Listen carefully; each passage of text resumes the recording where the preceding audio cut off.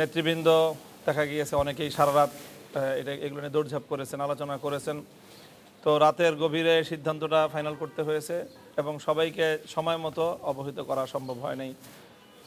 তো সেই হিসাবে এই জায়গাটায় একটু গ্যাপ, সবাই সময় মতো উপস্থিত হতে পারে না। এরপরেও আমরা ম্যাক্সিমাম প্রায় 10টা দলই এখানে উপস্থিত হয়ে এই বৈঠকটা আমরা সম্পন্ন করেছি।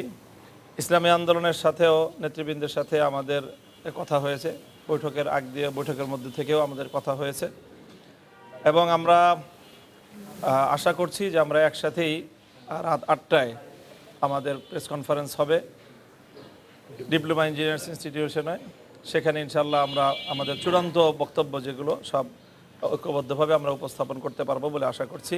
অফিসিয়ালি এখনও পরিপূর্ণ ফাইনাল করছি না, যেহেতু আমাদের রাত 8টার সময় আমাদের প্রেস কনফারেন্স আছে।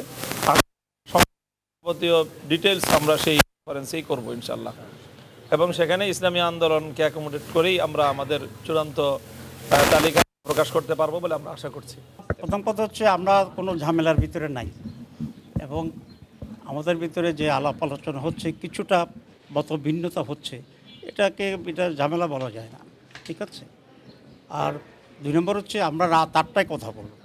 আমাদের জায়গা থেকে আমরা আশাবাদী এবং আমরা সময় নিচ্ছি এই কারণেই যাতে এই জোট প্রক্রিয়াটা অটুট থাকে এবং আমরা এই জোট কিন্তু শুধুমাত্র আসন সমঝোতার জোট হলেও এটার একটা রাজনৈতিক গুরুত্ব আছে, এটা আপনারা সকলেই বুঝেন, দেশবাসী বুঝেন এবং একটা আকাঙ্ক্ষার জায়গা আছে।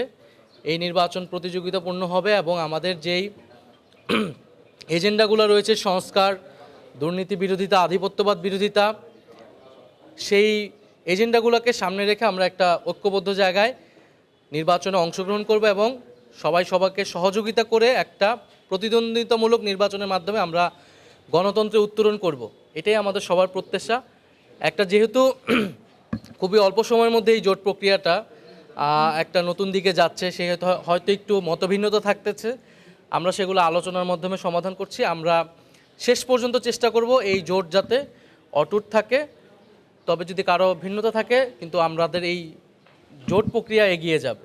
আমরা 10 দল বলছি, তো একজন যদি একটু অখুশি হয় তাকে আমরা সবাই মিলে তো খুশি করতে হবে। সেক্ষেত্রে আসন বোধহয় ছাড় দেওয়ার সেইগুলো বিস্তারিত আলোচনা হয়েছে, এটা তো এখন সবকিছু বলা যাবে না।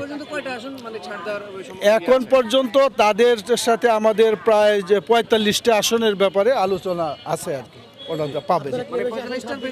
ওনারা কয়টা সেটা ওনাদের চাওয়া তো সব দলেরই, শুনেন, এটা কোনো দলেরই চাওয়া পাওয়াটা ঠিকভাবে দেওয়া যাচ্ছে না, কারণ প্রত্যেক দলেরই যে চাহিদা আসন মাত্র 300, সেই চাহিদাকে পূরণ করা যাচ্ছে না। সুতরাং এটা মনে করতে হবে আমাদের ঐক্যের স্বার্থে প্রত্যেকের নিজের চাহিদাকে কিছুটা কুরবানি দিতে হবে।